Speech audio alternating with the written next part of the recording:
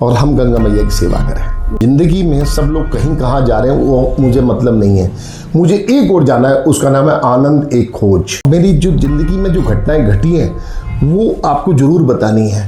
मेरा सबसे ज़्यादा खुशी का दिन था और सबसे ज़्यादा दुखी में जो हुआ जिस दिन उसकी मैंने शादी करी।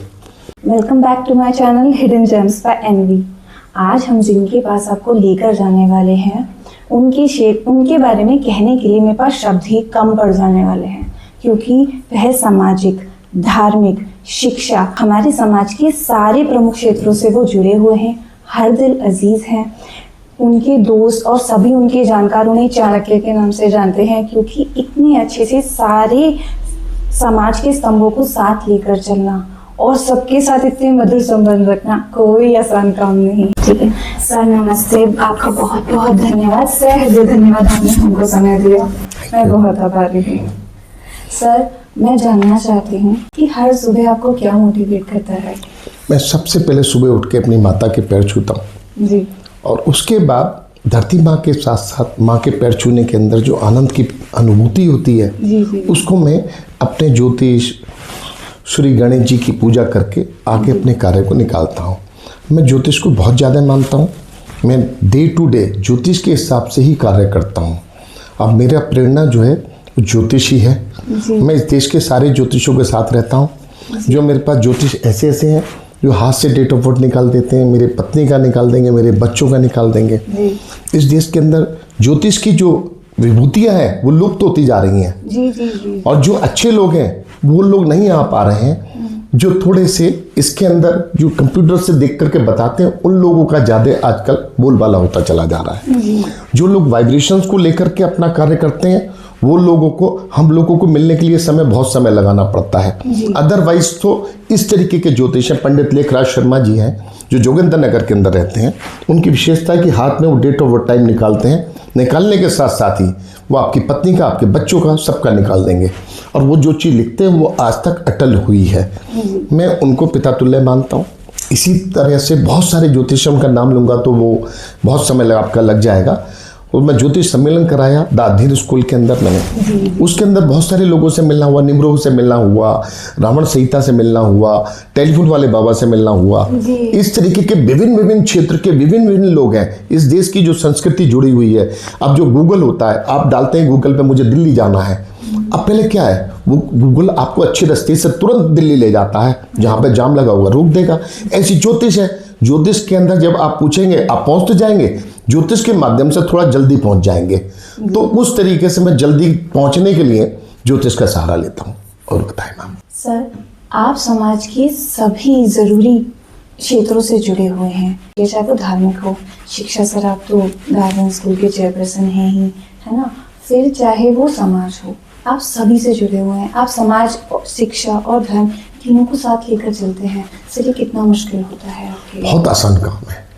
जब हमने अध्ययन स्कूल का स्थापना की उसके अंदर जब हम लोग काम कर रहे थे, हर बच्चे की जन्मपत्री बनवाई जी। एक बच्चे की जन्मपत्री हम लोगों ने बनाई। हमने देखा जन्मपत्री बनाओ, उसकी बीमारी देखो, उसका सब चीज़ एक शीट बना लो।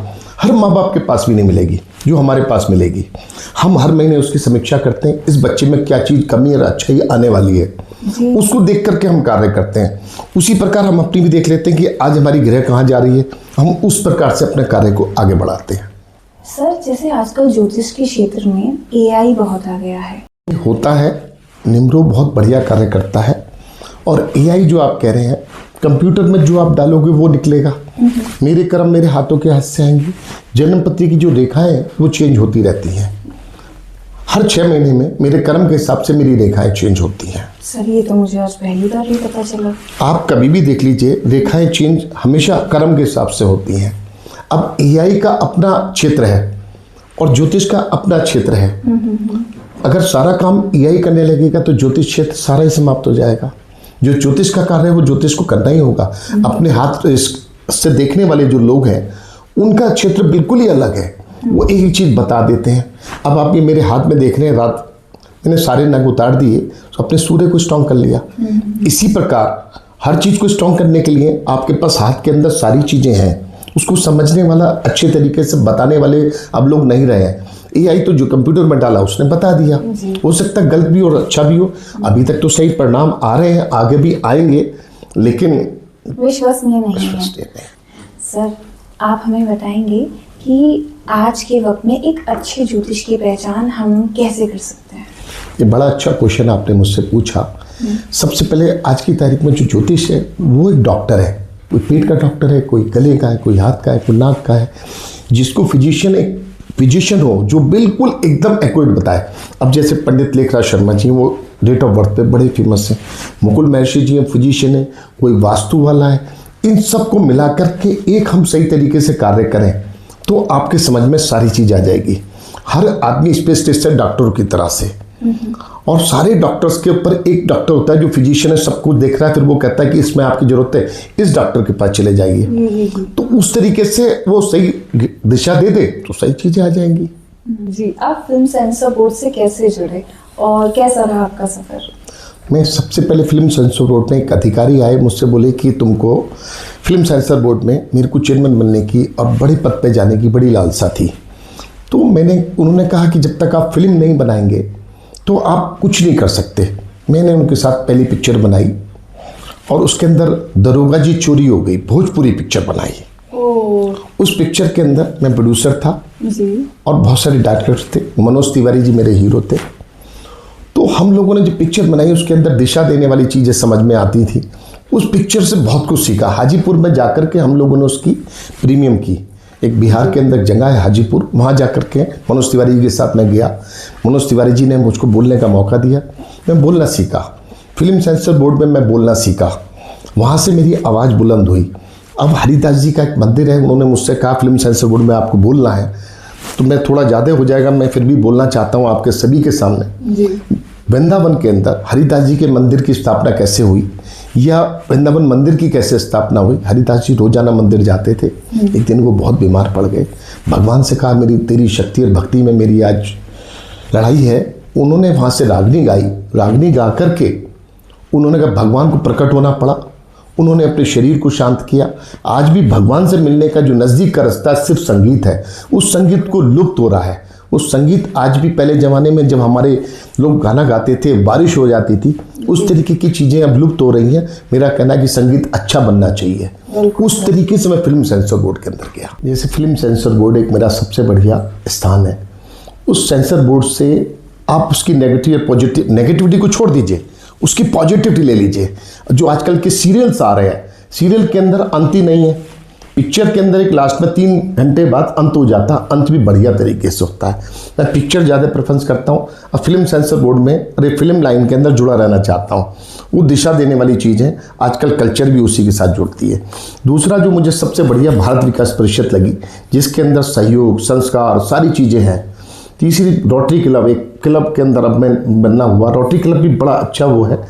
और धीरे धीरे बड़ी संस्थाओं से जुड़ करके भारत सरकार की हिंदी में भी रहा, GDUC में, बहुत सारी संस्थाओं में रहा। लेकिन हर संस्था की स्थिति है कि किसी को बोलने नहीं दिया जाता। हम लोग ऐसी संस्था से जुड़ना चाहते हैं जहाँ पे हम लोगों को कुछ काम करके आगे बढ़ने का मौका मिले। तो इसी प्रकार से मेरी इच्छा है कि कोई भी काम आप मुझे दीजिए जिसको मैं करके दिखाऊं आप लोगों के सहयोग से। जब भी कोई व्यक्ति समाज में सुधार के विचार से आगे बढ़ता है सर, उसके सामने मुसीबतें, मुश्किल हालात बहुत सारे आते हैं, पर अगर उसका जज्बा बुलंद है तो सर वो सफलता की ओर जरूर जाता है। हमारी भी सर यही प्रयास है कि जितने भी समाज के ऐसे लोग हैं जो सुधार करना चाहते हैं लेकिन कहीं ना कहीं वो सामने नहीं आ पाते, उन लोगों को सबके सामने लेकर आना। बस सर यही प्रेरणा के साथ हम आगे बढ़ रहे हैं। अब सर आपके दूसरे पहलू निकालने का समय है।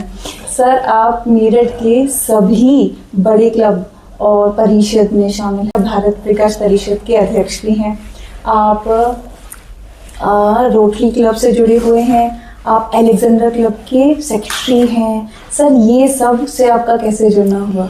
देखिए, मेरे जब तक बच्चों की सेटलमेंट नहीं हुआ, मैंने सबसे पहले अपना एक प्रेरणा बनाया कि मेरे बच्चे सबसे ज़्यादा सेटल हों। जब मेरे तीनों बच्चे सेटल हो गए, फिर मैंने कहा मैं समाज के लिए मुझे आना है। मैं भारत विकास परिषद के अंदर अध्यक्ष बना। अध्यक्ष बनने के बाद मैंने एक प्रेरणा ली, उसमें हर महीने कोई ऐसी कॉस्टिंग करनी जो समाज को जाए। जैसे कि बच्चे पढ़ते हैं सरस्वती शिशु मंदिर में, उन लोगों को हम कुछ चीज़ दें हर महीने का, उनको अडॉप्ट करें। उसके बाद एक आपने अभी कहा रोटरी क्लब के अंदर तो मैंने अभी कोई भूमिका नहीं निभाई है। तीसरी चीज़ आई अलेक्जेंडर क्लब। ये क्लब के अंदर मैं जाता था, जाने के बाद मुझे लगता था कि क्लब के अंदर जो लोग काम कर रहे हैं, ऐसा नहीं कि वो काम नहीं कर रहे, काम बहुत अच्छा कर रहे थे। मुझे लगा कुछ एक्स्ट्रा किया जा सकता है, इसकी बिल्डिंग बनाई जा सकती है, इसका काम किया जा सकता है। मुझे सबने कहा कि नहीं, इसके अंदर नहीं। मैं जा कर के उसके अंदर इलेक्शन लड़ा और यहाँ की जनता ने मुझे जिता करके भेज भी दिया। और बहुत कठिन डगर था, उस कठिन के अंदर भी आनंद बहुत आया। उस आनंद के बाद मैंने उस कार्य को करने के लिए मेरी जो टीम है राहुल दास जी की, जयप्रकाश जी की, उन्होंने बड़ा सहयोग दिया। आज उसका नक्शा पास हो गया है। जो हमने आज वादे किए थे वो पूरे होने की स्थिति में। मैं 2 साल के लिए आया हूँ, 2 साल रहूँगा, फिर आगे की कोई और नई दिशा देखूंगा। ये नहीं कि मैं वहीं जम जाऊँगा, मैं तालाब की तरह नहीं रहूँगा, मुझे नदी की तरह बहना है और एक जगह पे मुझे नहीं रहना है, मुझे आगे फिर चलना है। बिल्कुल सर, बिल्कुल सर। हमने हमारे एक और गेस्ट थे गिरीश थापर जी, उन्होंने भी यही कहा कि मैं यहाँ पर सिर्फ जिंदा रहने के लिए नहीं आया हूँ, मैं जिंदगी जीने के लिए आया हूँ। और सर वही जज्बा मुझे आप में भी दिखता है। बहुत चुनिंदा लोग होते हैं, हम दिन में शायद 100 लोगों से मिलते हैं, लेकिन ये जज्बा हमें शायद एक या सिर्फ 1.5 इंसान, मैं 2 भी पूरे नहीं कहूँगी, कि उन्हें जिंदगी जीनी है। देवता दानवों में अंतर क्या है? जी, दानव अपने लिए जीता है, देवता दूसरे के लिए जीता है। बिल्कुल। इसी प्रकार मेरी एक तमन्ना है, मैं भी 3 साल बाद 60 साल का पूरा हो जाऊंगा। मुझे वेलनेस सेंटर ऋषिकेश जो गंगा माँ है उसके पास रहने का बड़ा आनंद आता है। जब भी मुझे फ्री होता हूँ, जब भी खाली होता हूँ, गंगा के पास जाकर के रहता हूँ। मुझे वहाँ वेलनेस सेंटर बनाना है, समाज के उन लोगों को सही करना है जो लाइलाज बीमारी है, जो हमारी चीज़ें लुप्त हो रही हैं। ऐसी ऐसी अभी हमारे बीच में एक भाई साहब भी हैं, वो भी योगा कराते हैं। योगा के साथ साथ किसी प्रकार की कोई बीमारी हो, योगा के द्वारा या किसी बटन दबा करके जो शरीर के अंदर होते हैं उससे सही करते हैं। उन लोगों को ढूंढ करके उन लोगों को आगे ला करके उन लोगों के साथ रहने की मेरी बड़ी तमन्ना है। जो मेरा अगला टारगेट यही होगा। जो मेरे दवाइयाँ फ्री, ये हमारे देश में थी भी नहीं, ये हमारी देन भी नहीं है। हम लोग तो पेड़ों की जड़ों से, पत्तियों से, फूलों के रस से, इन्हीं से ठीक हो जाया करते थे। जी सर। जी सर, आप ये सर मैं बाद में पूछ रही हूँ, पर मुझे पहले पूछना था सर, जब आप आए इस दुनिया में सर, वहाँ से लेकर आपने बड़े होते होते सर, ये आपने कब आया? सबसे पहले 90 में मेरी शादी हो गई। जब शादी हुई, मेरी जो पत्नी आई वो मेरे पिता के साथ मेरी नहीं बनती थी, क्योंकि मेरे विचारों में बड़ा अंतर था। उसने उस विचारों को एक करने में उसका बहुत बड़ा योगदान है। जो घर के अंदर जो घर का जो माहौल है वो घर से चलता है, उसको समझना पड़ेगा। जी सर। और उसी समझने में मैं काफ़ी लोगों के ओएसडी रहा, काफ़ी लोगों के साथ रहा, बहुत कुछ सीखा। समाज जो चीज़ होती है वो समाज बहुत कुछ सिखाती है, नेगेटिव और पॉजिटिव। नेगेटिव के साथ रहेंगे तो नेगेटिव वाली बात करेंगे, पॉजिटिव के साथ रहेंगे पॉजिटिव के साथ बात करेंगे। कभी किसी के पैर छूने में मुझे कहीं ऐतराज़ नहीं है। मेरे बच्चे मुझको क्यों रोक देते हैं, मैं जाकर के अपने प्रिंसिपल के भी पैर छू लेता हूँ। मेरे दादाजी ने मेरी कल्चर सिखाई थी कि पैर छूने हैं। वो पैर छूने का मतलब नहीं था, मैं सामने वाले की 10% शक्ति अपने पास ले आता हूँ। ऐसा नहीं कि मैं कुछ दे के आ रहा हूँ, मैं तो पैर छू करके भी ले करके आ रहा हूँ। उस पद्धति को आज तक मानता चला रहा हूँ, उसी पे मैं जीवित हूँ। सर, मैंने आपसे आपकी हॉबीज़ के बारे में तो जाना ही नहीं। इतनी अच्छी पर्सनालिटी है, अगर लोगों को आपकी हॉबीज़ के बारे में ना पता चला तो क्या पता चले? हॉबी क्या है? अच्छा खाना खाना और खाना खुद बनाना सीखना, क्या बात और है। किचन के अंदर एक एक चीज़ का ज्ञान होना। और सबसे बढ़िया क्या है जो लाइफ के अंदर लोग इसको ख़त्म करते जा रहे हैं, अपनी योगा। चाहे आधे घंटे की करें, योगा जरूर करें। खाना पीना बहुत सही। मैं नॉनवेज को बिल्कुल प्रेफर नहीं करता। प्याज लहसुन अब दवाई के रूप में वो ले लिया जाता है, अदरवाइज अपने सात्विक खाना ही सबसे बढ़िया खाना है, जिसके अंदर हम लोग स्वस्थ रह सकते हैं। वो मेरी सबसे बढ़िया वो है कि स्वस्थ रहना और चेहरे पे मुस्कुराहट रखना, गुस्सा आने के बाद भी गुस्सा जाहिर ना करना। सर, आपको चाणक्य भी कहा जाता है बिजनेस का, ऐसा क्यों है? जो नामुमकिन चीज़ें उसको पूरा करने के अंदर मुझे बड़ा आनंद आता है। जब कोई काम छोड़ देता है कि नहीं हो सकता, उस चैलेंज को लेने में मुझे बड़ा अच्छा लगता है। मैं कभी नाम के पीछे नहीं गया। मुझे नाम नहीं चाहिए, मुझे काम चाहिए।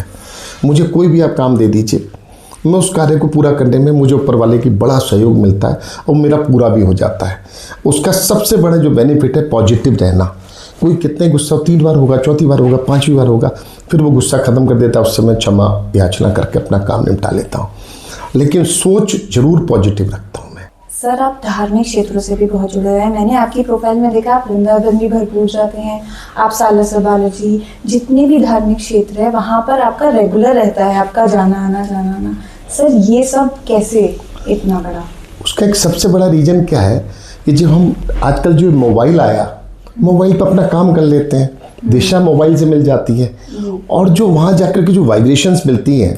अभी एक छोटा आपका लंबा हो जाएगा, मैं बोलना चाहूँगा, एक महाराज जी के साथ जा रहा था। जब मैं महाराज जी के साथ जा रहा था, उन्होंने एक टायर की हवा निकाल दी। हवा निकाल करके मुझसे बोले हवा भर ले। मैंने कहा भगवान चारों तरफ है, तो बोले भर ले ना, दूसरे निकाले। बोले कि महाराज रुक जाओ, बोले पेट्रोल पंप पे जाना पड़ेगा, वहाँ से हवा भरवानी पड़ेगी तब ये चल पाएगा। उसी प्रकार मंदिर जितने स्थान हैं उनके अंदर वाइब्रेशंस, मंदिर के मंत्रों के उच्चारण से इतनी वाइब्रेशन होती है जो हमारे अंदर भर देती है और दिशा दे देती है। उस दिशा से हम लोग चलते हैं। सर बहुत ही सुंदर विचार है। मैं हमेशा कोशिश करती हूँ कि जब भी मुझे मौका मिले मैं मंदिर ज़रूर जाऊँ। अभी तक मुझे राधा रानी ने मौका दिया नहीं है उनके पास आने का, मैं बता दूँ। मैं नाराज़ हूँ इस चीज़ के लिए पर सर मुझे लगता है मैं अगर आप लोगों की संगत में रही और वाइब्रेशंस मेरे अंदर भी आ गई तो शायद मौका मुझे जल्दी मिल जाएगा। देखिए, नामुमकिन चीज़ को ढूंढिए। सबसे पहले आप वृंदावन के अंदर आप जाते हैं, कहीं जाइए, मैं उसको नहीं कहता, एक तटीय स्थान है जहाँ आज तक कलयुग ने अपना स्थान नहीं लिया। जी। कलयुग ने क्यों नहीं लिया? वहाँ आज तक लाइट नहीं आई, वहाँ आज तक शाम को खुलता है तो वही हरिदास जी वाले संगीत चलते हैं।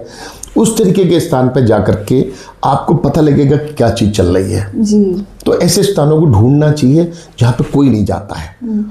सर आप दुनिया भी घूमे हुए हैं, सर आप बताएंगे आपका फेवरेट जहाँ आपको सबसे ज़्यादा अच्छा लगा जाकर कौन सी जगह? मेरा सबसे बढ़िया क्वेश्चन आपने पूछा है, धन्यवाद आपके लिए। मेरा जो सबसे छोटा बेटा है ईशान, वो जापान के अंदर सेट हो गया। अरे वाह। जापान गई, उसमें वहीं की उसने अपनी पत्नी को चुना है। अच्छा। जापानी कल्चर में। जी। मैं जापान गया, बड़ा डर रहा था जापान जाते हुए, कैसा रहेगा क्या नहीं रहेगा। उनकी जो कल्चर है वो हमारे से बड़ी मिलती जुलती है, और जापानी लोग आसानी से विश्वास नहीं करते हैं। अब जब कर लेते हैं तो पूरा करते हैं, ये उनकी विशेषता है। जैसे गुरु के ऊपर कहा जाता है गुरु पहले बनाइए, मतलब बनाए तो उस पर विश्वास पूरा करिए। ऐसी जापानी कल्चर है, मुझे सबसे बढ़िया जापान लगता है। आने वाले समय में मुझे जापान के अंदर रहने का स्थान मिलेगा तो जापान भी मेरे को। आपकी जन्मभूमि मेरठ है और आपकी कर्मभूमि मुझे अभी करंटली दिल्ली लगती है, क्योंकि जब भी हम आपके बारे में जानना चाहते हैं हमें हमेशा पता चलता है कि आप दिल्ली में हैं। तो सर दिल्ली में आप किन किन क्षेत्रों से जुड़े हुए हैं और सर आप पूरा दिन वहाँ कैसे बिताते हैं? जो मेरा छोटा बेटा है वो नई लाइन ढूंढता रहता है, बड़ा बेटा है वो भी अलग संस्था में रखता है। तो अब मुझे बच्चों का ओझी बने रहने में बड़ा अच्छा लगता है। जो काम दे देते हैं मैं सारे काम को पूरा करने में मुझे अच्छा लगने लगता है, और अच्छे लोगों के साथ रह कर के बड़ी दिशा मिलती है। जिस संस्था में जिस आदमी के साथ रहेंगे वही आपको दिशा मिलेगी। और दिल्ली एक जो लुटियन जोन है उसके अंदर मेरा मंगल स्ट्रॉन्ग हो जाता है। मुझे कोई भी काम नहीं होता तो मंगल स्ट्रॉन्ग करने के मैं लुटियन में जाकर के चाय कॉफ़ी पीने लगता हूँ, मेरा मंगल स्ट्रॉन्ग हो जाता है। ये दुनिया का सबसे बड़ा सच है। जिस क्षेत्र में आज हसनापुर मेरठ के अंदर जगह है वो श्रापित है। दोनों देखिए आज तक वहाँ पे कुछ नहीं हुआ, मंदिर भी बने और कोई चीज़ नहीं हो पाती। स्थान का बहुत बड़ा स्थान है, स्थान के अंदर वहाँ बैठ करके अपना कार्य करिए तो बहुत बढ़िया होगा। तो इसलिए मुझे दिल्ली बहुत अच्छा लगता है। दिल्ली से सारी दुनिया चलती है, देश चलता है हमारा। देश चलता है। सर आप वहाँ पे किन किन संस्थाओं से जुड़े हुए हैं? मैं बहुत सारे, जैसे इंडिया हैबिटेट से जुड़ा हूँ, आपके नोएडा गोल्फ, मतलब बहुत सारी संस्था है। अब उनके नाम लेना बड़ा कठिन काम है, लेकिन आप मुझे कहेंगे मैं लिस्ट बना के दे दूंगा। और लेकिन आनंद की बात यह है जितने देश के ज्योतिष हैं वो सारे दिल्ली में मुझे मिलते हैं। अच्छा। अब मैं उनमें से छांटता रहता हूँ कि इसके अंदर क्या खूबी है, उसके अंदर क्या खूबी है। हाँ, सर हमें आपकी रुचि मिल गई, आप वहाँ क्यों? हाँ, बस मैं ज्योतिष वाले क्षेत्र में बहुत आगे जाना चाहता हूँ। हर एक किसी के पास हर चीज है, लेकिन उसको निकालने वाला नहीं है, उसकी खूबियों को निकालने वाला चाहिए। इसी कारण मैं लगा रहता हूँ। सर मैं आपसे एक बात कहना चाहूँगी। अभी मैंने अपना सबसे पहला इंटरव्यू लिया था रवि कुमार बिश्नोई जी का। आप में और उनमें इतनी समानताएं मुझे दिखती हैं कि जैसे दो एक जैसे भाई अलग अलग काम कर रहे हैं। मैं ये ऑन टीवी ऑन रिकॉर्ड कहना चाहूंगी, इतनी समानता है, वो भी अपने कार्य को लेकर इतने दृढ़ हैं, जो सोच लिया वो करना है, सबसे कठिन काम दे दो वही करना है। अगर किसी चीज के लिए आपने कहे कि ये नहीं हो सकता, वो एक बहुत पुरानी कहावत कहते हैं, गाय की भैंस तले भैंस की पूछ तले, ऐसे करके कुछ है कहावत, मुझे नहीं आती, कि कैसे भी हो लेकिन काम होना चाहिए और रास्ता तो निकल ही जाएगा, ढूंढने वाला चाहिए। सर आप दोनों में बहुत समानताएं हैं, शायद सर 1 नंबर की वजह से हैं, क्योंकि आप भी सूर्य के स्वामी हैं और आप उनके स्वामी भी सूर्य हैं। सर ये सब कितना प्ले करता है? वो मेरे पिता तुल्य हैं जी। उन्होंने मुझे सब कुछ सिखाया, बोलना भी उन्हीं के उससे सीखा। मैं इलेक्शन लड़ा तो उनकी ब्लेसिंग मेरे साथ थी। और भी कई चीज़ों में जब मैं देखता हूँ, आज तक मैंने किसी कार्य में कभी भी इस क्षेत्र में नहीं आया, उन्हीं की वजह से मैं यहाँ तक पहुँचा हूँ। उसके बाद जो सूर्य की जो आपने कही, 5 तत्वों से हम बने हैं। अपना तत्व अपने में जाके मिलेगा, पानी पानी मिलेगा, अग्नि अग्नि मिलेगी, तत्व उसी तरीके से। अभी आपने कहा सूर्य, मेरा 1 फरवरी है, उनका भी 10 है जी। तो अपने तत्व में जाके आदमी मिलेगा। वो तत्व भगवान ने मिलाया, मैंने नहीं मिलाया। यूनिवर्स से हम लोग आते हैं, यूनिवर्स से शाम को अपना जो जिस तरीके का व्यक्ति होगा वो अपना ढूंढ लेगा, हर चीज अपने में ही जाके मिलेगा। ये सबसे बड़ी खूबी है उनके साथ। प्रश्न है, लेकिन मैंने जो साइंस में पढ़ा है उसके हिसाब से जो सेम पावर वाली चीजें होती हैं वो एक दूसरे को दूर फेंकती हैं, कुछ ऐसा भी है सर? नहीं, तत्व वो तो एक साथ पानी पानी में मिलेगा, वो तत्व है। हाँ, वो यूनिवर्सल के अंदर से मिल के आया। अग्नि अग्नि में मिलेगी, ऊपर कोई जलती है, नीचे को तो नहीं जलती है। इसी प्रकार मिट्टी मिट्टी में जाके मिलती है। हाँ। तो तत्व अलग चीज है, वो अलग चीज है, साइंस अलग चीज है। इसमें साइंस नहीं आती। जी सर आप हमारे दर्शकों को और सबको कुछ बताना चाहेंगे अपनी किसी प्रोजेक्ट के बारे में जिसे आप आगे बढ़ाना चाहते हैं, अपनी किसी सोच के बारे में जो आप चाहते हैं कि लोग इसे अपने अंदर अपग्रेड करें? सबसे बड़ी दिमाग की शांति। जिसके पास शांति है उसके पास सब कुछ है। जीते जी जिसकी तमन्नाएं समाप्त हो गई उसे मोक्ष मिल गया। जिसकी मरते दम तक भी इच्छाएं समाप्त नहीं, उसे मोक्ष नहीं मिला। हमें मोक्ष बड़ी जल्दी मिल चुका है, हम तृप्त हो चुके हैं, आनंद की ओर है। हमारे साहब ने हमको आनंद दिलाया है, हम उस आनंद के अंदर जिएंगे। 3 साल बाद गंगा मैया की सेवा करेंगे। सर आपका बहुत बहुत धन्यवाद। मैं आपका ज़्यादा समय नहीं लूँगी, लेकिन एक प्रॉमिस तो मुझे चाहिए कि आप मुझे दोबारा जल्दी समय देंगे। दोबारा मैं उस तरीके से आपसे मिलना चाहूँगा। आज आपने मुझको जैसे बुलाया, मुझे कुछ नहीं पता था, आप किस मारी बुला रहे हैं। अगली बार मैं तैयार होकर के अपने पॉइंट टू पॉइंट के साथ आऊँगा आपके साथ जी। और मेरी जो ज़िंदगी में जो घटनाएं घटी हैं वो आपको ज़रूर बतानी है।